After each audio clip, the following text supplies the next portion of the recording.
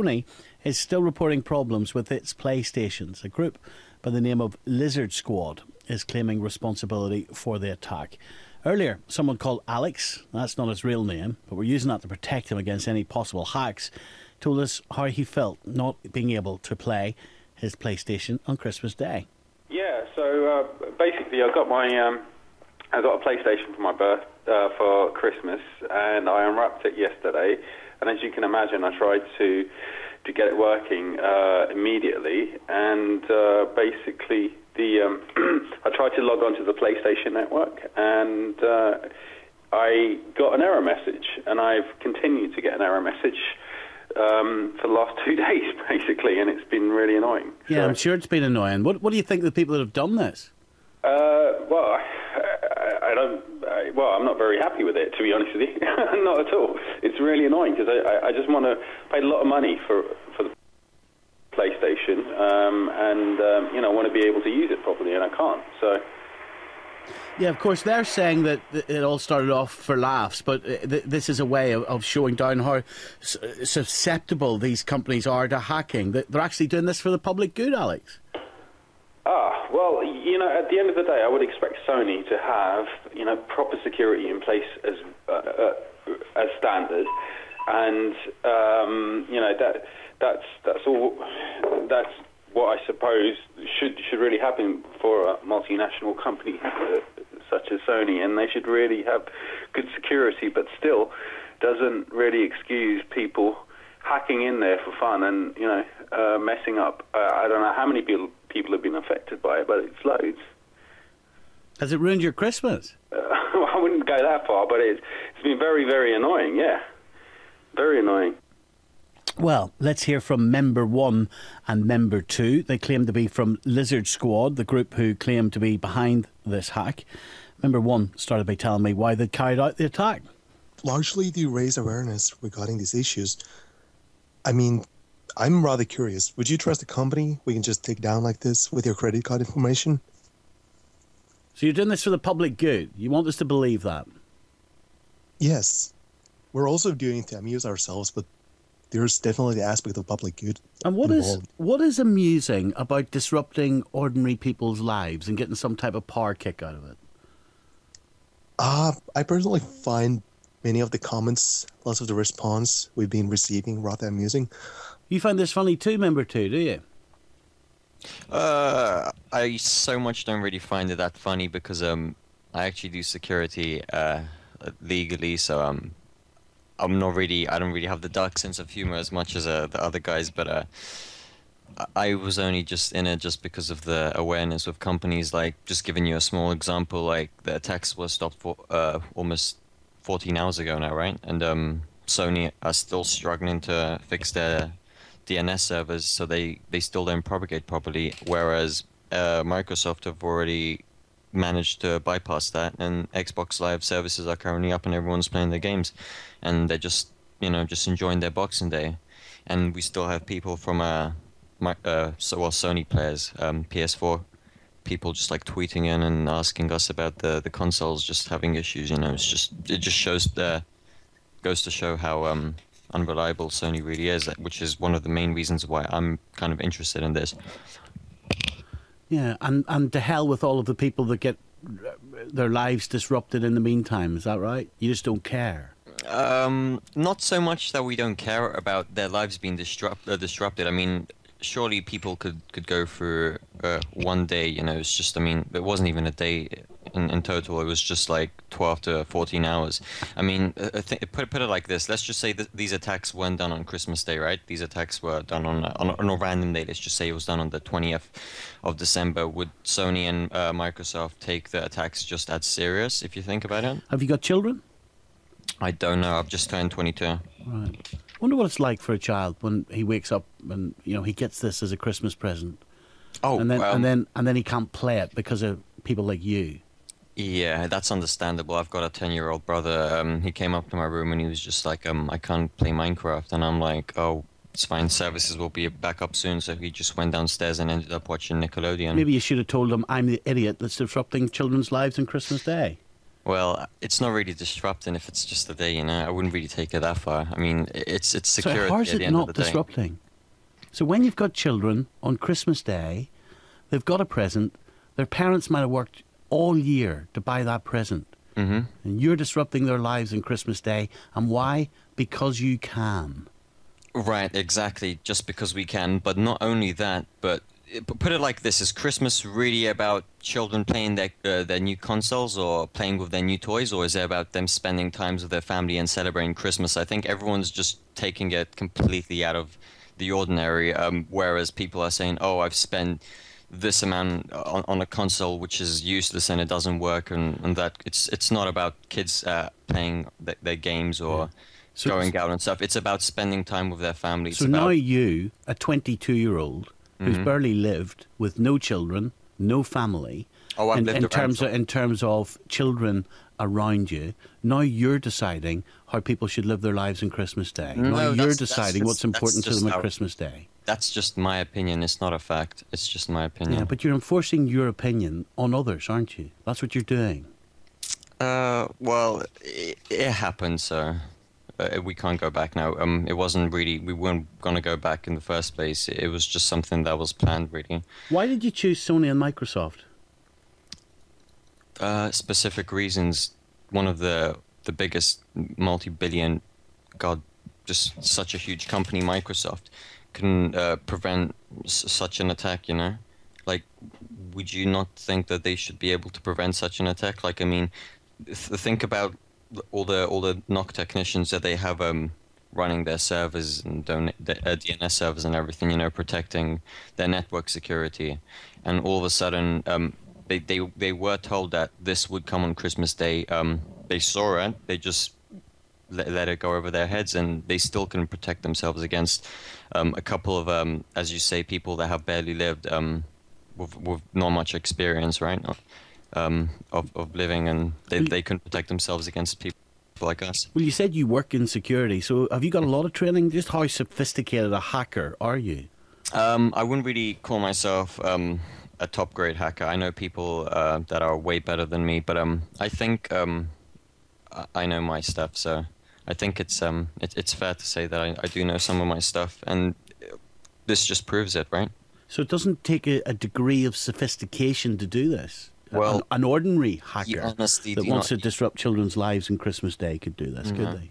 If they put their minds to it, whereas with me, where people, friends of mine, they used to go out clubbing, party, and I really didn't enjoy that. I did do it for a bit. I found it dull, so I decided to just sit at home and learn more skills of my own. You know, it's helped me along the way. So maybe this isn't something that most people enjoy and think that it was a good decision, but to us, I think it was just something that we've just decided upon. So yeah, it happened. When you say it happened, will you do this again? That's really hard to say because I'll be honest with you, it was completely unplanned. This whole thing that just happened, it was less than a 2-week plan. Like it literally took a couple of days to just plan out. Like that's how easy it was. How many people are there in your group, Lizard Squad? There's no more than 10. And who controls the group? Like, who decides if it happens or not? Is there a it's just king like- lizard? No, there isn't. No, I'm afraid there isn't a king lizard. It's just where we're just you know, it's someone decides or comes up with an idea, and if everyone likes it, we just go ahead with it. It is pretty remarkable, actually, that that someone like you and a handful of other teenagers, 20-year-olds, can disrupt the company to this extent. I'll give you that. And yet you're trying to tell me that you do this for moral reasons, right? This specifically wasn't for a moral reason. This was the first time that I've done anything like grey hat wise. I'm usually more of the white hat security type of person where I try and tend to help people out. But I just decided to get in on this. You know, I mean, I really don't feel that I shouldn't have. But So you don't feel any sense of shame? in all honesty, if I did, I would have probably apologized by now. But no, I don't. You see, some people might question your morality. some people Oh, yeah. might question the type of 22-year-old little And they have hacker every that right. you are. Because Twitter reports say that the owner of Mega Upload, Kim.com, offered your squad 3,000 lifetime encrypted vouchers to stop the hacking, which you Yeah. accepted. We did, yeah. Right. So it was nothing really to do with exposing a company for the greater Well, good. You took the we- money and you ran, didn't you, like a yeah. petty criminal? Well, we didn't really expect money from it in the first place. If we really cared about money, we could have used the Twitter accounts that we generated over 50,000 followers within 24 to 48 hours. We could have used that for monetization, you know. We could have easily linked out a couple of, sent out a couple of linked profiles or whatever that could literally, like, each click gain us 3 to 6 cents, depending per country. France, for example. Why we did could you have, take the like, vouchers then? It was just an offer, you know. We were really it's hard to say. It was just a one-time thing. It's $300,000 worth of vouchers. Dirty, grubby greed. Well, that's what happens. I'm afraid that's what it is like in the security Many business. children's lives do you think you disrupted for your greed? God, well, we have been called the Grinches of 2014. So, Yeah. God, I wouldn't even be able to even go, like, think of a number. I think it's just millions. Millions, like quite a few of them, like your little 10-year-old brother. Yeah. But I don't think... That makes you a man, doesn't it? Makes you a Uh, real man. You must feel powerful disrupting 10-year-olds. It really depends. I don't know. I don't really have an opinion You on feel that. strong, do you? No, you don't feel strong by doing this. You just you feel that you have the power to do something, and maybe the company could actually change for the better. But obviously Sony still hasn't. A lot of people out there might criticise us, the BBC, for giving you this interview, because I guess they will say that we're giving you the publicity that your group wants. Well, I don't think that they have the right to say that, because we've been offered interviews, TV interviews, where we've been offered with CNN earlier on today, Washington News, Sunday Times, Daily Dot, just literally a couple of minutes ago, just before you came on air with us. They just published an article which is really huge. I'm pretty sure you know them. So we're not really getting any publicity that we don't already have, if that makes sense. So they don't have any right to be blaming you guys for anything, to be honest. What would make you stop this? It's already been stopped right now. What Like, would make you stop doing it again? Like, what are you actually trying to achieve? What's the end game here? there is no end game. That's the thing. Like I said, or like my friend said, it's for some of us it was just for the fun of it, and for others it was just to see what we could achieve, to see if it could happen, to see if it could work. You know, so. It really depends, and it's random. I'm sorry to go back to this again, but I will, because I'm an ordinary guy, and I guess that I expect ordinary people to respond the same as I do. Presumably, you wouldn't go into a child's house, lift his PlayStation, and smash it on the ground on Christmas Day just so he couldn't play it. No, of course You're not that type of dork, are you? No, that's just horribly sick. And yet you've done the equivalent. Well, it's not really the equivalent, because their consoles, when even their consoles were working, the only thing they couldn't do was just access their online. They still have access to it right now, and they had access to it after the attack stopped. It really depended on the DNS servers, and most people are still on right now. I mean, those kids. Do you really think that 14 hours is... Do we live in such a world where 14 hours of not being able to access a console which they were gifted is such a crime? You sound quite articulate. You sound quite intelligent. And yet you're doing such a stupid thing. Would you not prefer to be a better citizen for wherever it is you live? Would you not actually prefer to do some good? Oh, yeah. That's pretty much what we usually do, but like I said, this was just a bit of fun, which we didn't really plan too much. We just thought that we should just do it, you know. I can't really say any more than that, to be honest. But yeah, one day. Let me go back to Alex, who's been listening to this. Sure. Alex, what have you made of what you've heard? Well, I mean, it's very admirable, to try and expose the security flaws of multinational companies, which make a lot of money from ordinary people buying their products and so forth. So, I do expect them to have really high security. But I would contend that doing it on Christmas Day and doing it in such a fashion is not the right way of doing things, really, because you've upset a lot of people, a lot of kids out there, a lot of, young people that, have only a few days during the year where they can, hang out with their families and spend time with them and, just have fun. And to do it, over these days, I don't think it's right. Number two, can I just come back to you again? Why are you not frightened of getting caught? I'll be honest with you. I've been told by several people, friends and family that know of this, workers, that there is a chance that I will get caught, and I personally I'm not really that worried about it, to be honest. If I get caught, then I get caught. Maybe I'll end up serving time, or maybe I'll end up helping companies or helping the company that we attack. Just help them get better, I guess. So, I'm interested in how this group actually formed. It's pretty interesting. Some of us didn't know others, and some of us were close friends from years ago. Let's just say, this sounds really bad, but the majority of the security researchers out there start on underground hacking forums. You have to lurk to understand what's going on. You have to be able to hack to be able to prevent other companies from getting hacked, It's the basics.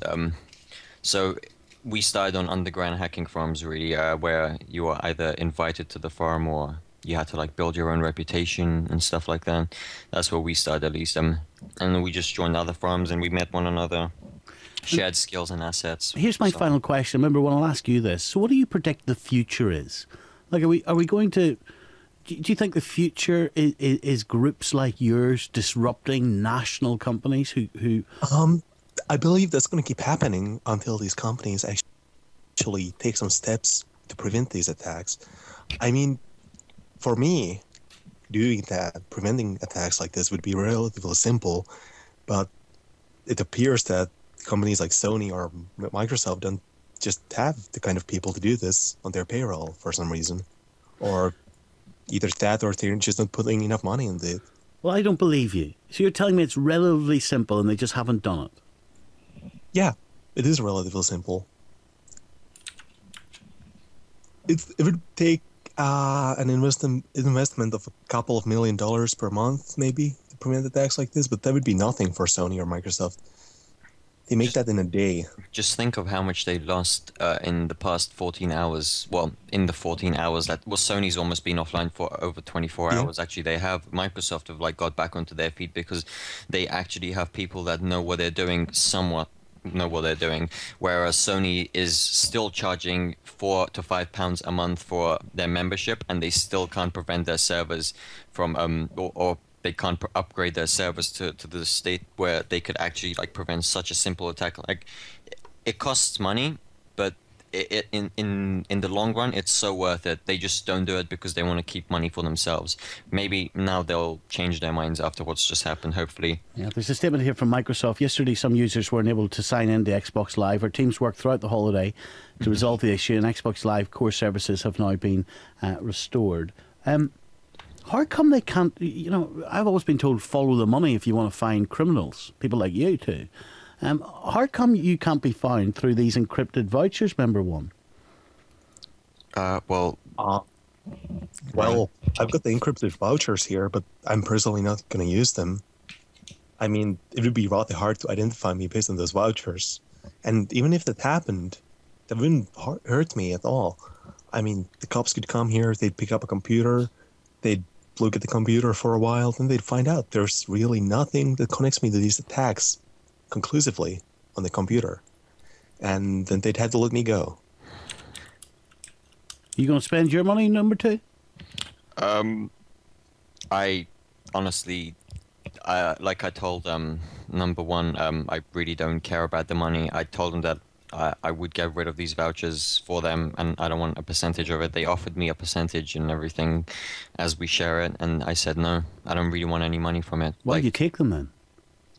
I'm just selling it. I'm not doing anything else other than that. All I do is just sell it, and give them their shares, and that's it. I'm done. I don't even want a penny from it. I don't care about the money. Why did you take them?